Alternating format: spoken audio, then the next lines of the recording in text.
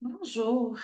Écoute, j'avais absolument envie de te partager les méga prises de conscience, intégration que je fais actuellement. Je suis en train de fermer des cycles qui étaient là depuis très longtemps dans ma vie, même j'ai envie de dire depuis plusieurs vies. Puis un des cycles majeurs que je suis en train de fermer, là, je suis en train d'intégrer dans mon corps, dans ma vie, à quel point l'ancrage, les besoins matériels et financiers sont importants. Moi, pendant très, très longtemps, j'étais littéralement en guerre intérieure contre le monde matériel. Je croyais que les besoins matériels étaient futiles, inutiles, et surtout que ça m'éloignait de la contribution spirituelle que j'avais envie d'avoir dans le monde. Je croyais même que le monde matériel était contre moi, que j'avais pas ma place, que ce soit dans le monde du travail salarié, que ce soit peu importe. Je trouvais, tu sais, on dirait que j'acceptais tout le temps l'aide financière à contre-cœur. On dirait que je jugeais le monde de fonctionner avec de l'argent. Et ma vie était le reflet de ça, hein. J'avais de la difficulté financièrement, j'avais de la difficulté à bien des niveaux, au niveau matériel. Et l'année passée, c'était une année neuf. C'est une année qui m'a énormément permis de me rencontrer d'une part, mais qui m'a permis de libérer beaucoup de choses intérieurement. Et l'année passée, j'ai été à mon compte pas mal toute l'année. Ça m'a fait vivre beaucoup, beaucoup de joie. Et d'ailleurs, c'est quelque chose que je veux continuer absolument parce que ça fait partie de ce que j'adore, l'entrepreneuriat. Et je crois que je peux énormément contribuer à partir de mes services qui mélangent spiritualité et relation d'aide, deux de mes grandes passions, deux de mes grands talents. Et pendant toute cette période-là, bon, je recevais un certain soutien financier. Et à un moment donné, le soutien financier s'est arrêté à la mi-octobre. Et là, je me suis ramassée avec pratiquement rien financièrement. J'ai reçu du soutien financier de mes parents depuis octobre. Euh,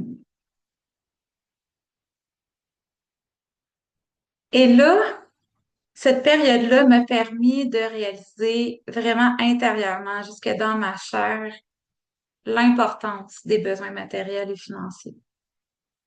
L'état dans lequel ça me met de pas pouvoir répondre à ces besoins-là de manière efficace. C'était extrêmement terrifiant, perturbant. Euh, Ça a été très, très difficile émotionnellement. Des journées, des nuits en fait, à avoir de la difficulté à dormir, à faire des cauchemars, euh, à vivre dans l'incertitude, à me demander si je vais pouvoir payer mon loyer, que j'adore. Ça a été extrêmement difficile et en même temps, ça a été un passage nécessaire pour moi pour enfin faire la paix avec le monde matériel et réaliser que le matériel et le spirituel ne se confrontent pas. Ils peuvent se servir mutuellement, ils s'harmonisent mutuellement. Je réalise que mes besoins matériels et financiers me permettent de pouvoir réaliser ma mission de vie, de réaliser mon chemin de vie, qui est un chemin de vie d'enseignante, un chemin de vie 33 de numérologie des archanges. Et ce chemin de vie-là me demande de prendre soin de mes besoins financiers, c'est vital. Et j'ai même réalisé que ça avait un impact positif quand je commençais à m'ancrer, parce que j'ai commencé à m'ancrer. Je le ressens dans ma manière de vivre, dans ma manière même d'offrir mes services aux gens. Aujourd'hui, j'étais en train de rédiger un guide personnalisé d'une bonne vingtaine de pages pour une cliente en numérologie des archanges. Et ça m'a tellement permis de faire une intégration concrète de tous les aspects spirituels que j'enseigne qui des fois peuvent tellement sembler abstraits. Par exemple, quand on parle de centre énergétique ou de chakra dans le langage spirituel, tu sais, je me rends compte que ça restait quand même abstrait. Tu sais, je comprenais les grandes lignes, mais aujourd'hui, j'ai vraiment fait un effort conscient de me dire, OK, comment je peux rendre ça concret? Comment un centre énergétique équilibré, ça se reflète dans ma vie?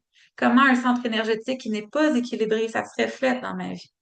Donc, j'ai vraiment essayé de rendre le langage euh, ésotérique, spirituel, concret, de pouvoir l'appliquer dans le quotidien. Parce que oui, la spiritualité peut être extrêmement concrète. Et là, je me suis transformée en traductrice du ciel pour essayer de traduire ça en concret.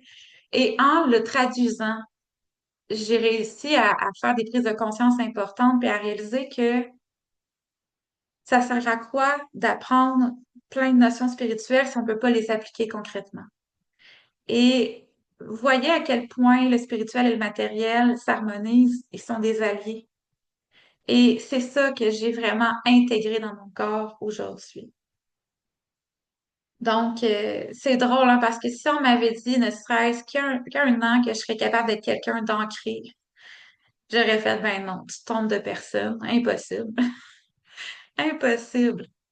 Et je réalise que ce qui bloquait l'ancrage chez moi, c'était le manque d'acceptation du monde matériel, terrestre, concret. Je pensais que la spiritualité puis la matérialité, ça n'allait pas ensemble, que ça pouvait pas s'entendre, que c'était impossible pour l'un de comprendre l'autre puis de marcher dans le même sens. Mais ça, c'est des fausses croyances et c'est faux. C'est faux. Puis maintenant, ben, j'ai envie de me le prouver. J'ai envie de me le prouver puis de me dire, bon, maintenant, j'accepte. J'accepte que je suis incarnée sur Terre, puis que d'être incarnée sur Terre, ça inclut des besoins physiques, ça inclut des besoins matériels et des besoins financiers. Et que tout ça, ce sont des ressources importantes pour m'aider à réaliser ma mission de vie. Maintenant que j'accepte vraiment ça, pas juste intellectuellement, mais que c'est dans mon corps, dans mes tripes, dans mon ventre, maintenant je suis prête à faire des choix différents. Des choix où la spiritualité a autant d'importance dans ma vie. Ça fait partie de mes fondations, ça fait partie de qui je suis, ça fait partie de ce que je veux transmettre. Mais maintenant, ça va transformer ma manière de le transmettre. Maintenant, je vais rendre ça encore plus concret et c'est ce que je vais partager dans mes prochains lives et vidéos, c'est comment intégrer les fréquences angéliques dans notre vie quotidienne. Parce que j'ai envie que ces fréquences-là, ce soient des alliés dans vos vies à vous, ce soient des outils, ce soit facilement applicables pour vous aider à transformer votre vie dans le concret, dans le maintenant, que vos relations se transforment, que votre relation à vous se transforme, que votre vie devienne plus harmonieuse, plus douce, plus simple et beaucoup plus alignée avec qui vous êtes de manière authentique. Parce que l'authenticité, c'est la base, c'est l'essentiel. On n'est pas venu sur Terre pour jouer un rôle. Oui, on a été incarné dans une famille avec des relations, mais on n'est pas obligé de se définir parce que les autres attendent de nous ce qu'on pense que les autres attendent. On est venu pour incarner notre place, notre lumière. Et c'est ça que j'ai envie d'incarner dans ma vie. C'est ça que j'ai envie de transmettre à mes clients, aux gens qui sont proches de moi et que j'aime. Et c'est ça que j'ai envie de vous appliquer dans votre vie. Parce que vous n'êtes pas venu sur Terre pour perdre votre temps à être quelqu'un que vous n'êtes pas. Donc, c'est ce que j'avais envie de vous partager aujourd'hui.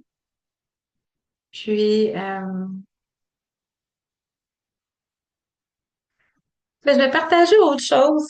Je me demandais si je faisais une deuxième vidéo pour vous en parler, mais puisqu'on est dans les victoires et dans les fins de cycle, j'ai envie de partager un test que l'univers m'a récemment fait vivre. Donc, actuellement, je suis dans un processus de recherche d'emploi salarié. Particulièrement dans un rôle de conseillère en employabilité, parce que j'ai découvert dernièrement que c'est quelque chose qui pourrait vraiment m'apporter de la joie, en plus de tout ce que j'offre au niveau spirituel, que je vais continuer à offrir avec bonheur.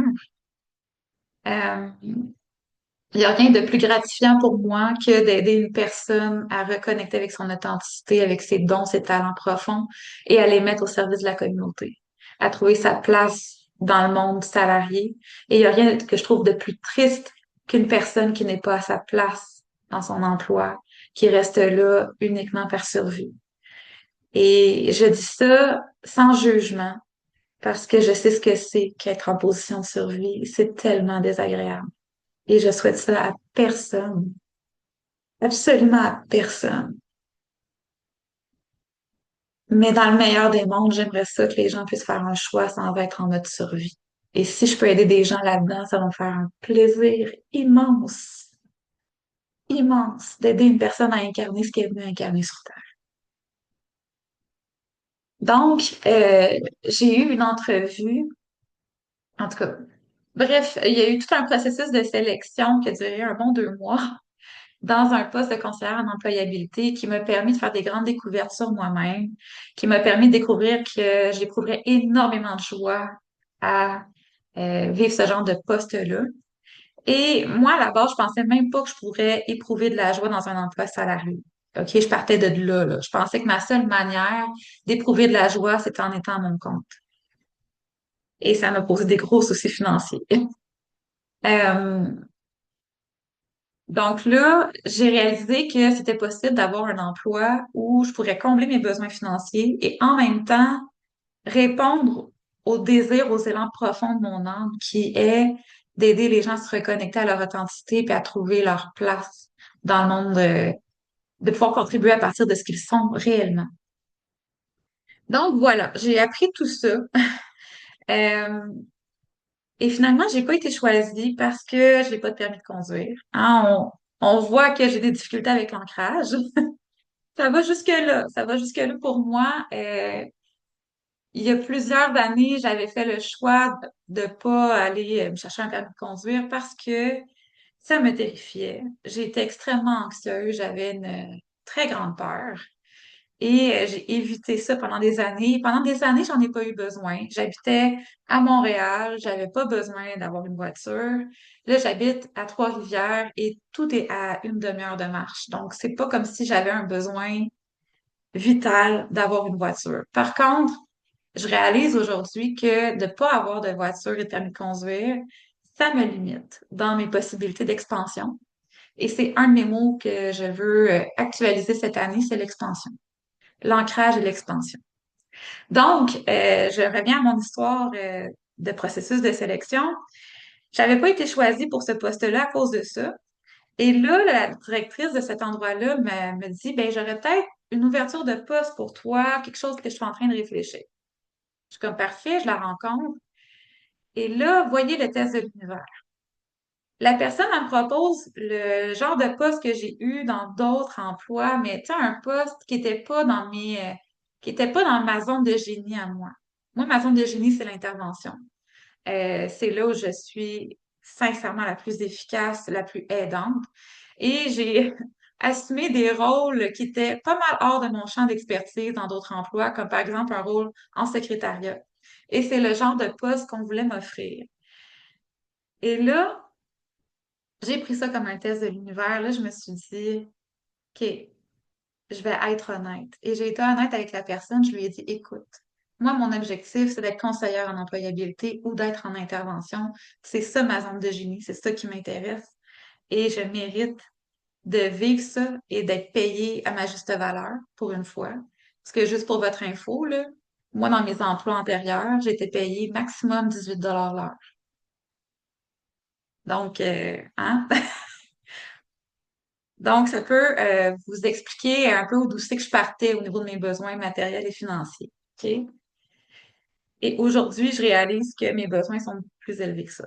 Donc, donc vous voyez, j'ai eu le courage d'honorer ma vérité intérieure qui était, je cesse de faire des compromis sur ce que je suis vraiment, sur ce que je vaux. J'arrête de jouer au caméléon et je dis la vérité qui est, moi, c'est un poste de conseillère en employabilité ou d'intervention extrêmement bien rémunéré parce que c'est ce que je mérite. Donc, j'étais tellement fière de moi quand je suis sortie de là, là. Tellement fière. Je me suis dit, pour la première fois de ma vie, j'ai accompli quelque chose d'incroyable. J'ai arrêté de me trahir professionnellement. Et je l'ai fait pourtant dans une situation où financièrement, en ce moment, c'est extrêmement incertain pour moi, mais je l'ai fait, je l'ai assumé et depuis, j'ai vu de très belles opportunités professionnelles, extrêmement bien rémunérées, le genre de poste que je veux vivre. J'ai appliqué dans ces postes-là et même si j'ai pas encore de réponse, moi, je vois ça comme des signes positifs de l'univers. Donc, je voulais vous montrer concrètement ça ressemble à quoi quand on respecte sa vérité intérieure. Ça ressemble à quoi une fin de cycle qu'on applique concrètement par des choix conscients. Et je vous souhaite de faire des choix comme ça dans votre vie à vous aussi. Donc, voilà, je vous souhaite le meilleur et passez une excellente soirée.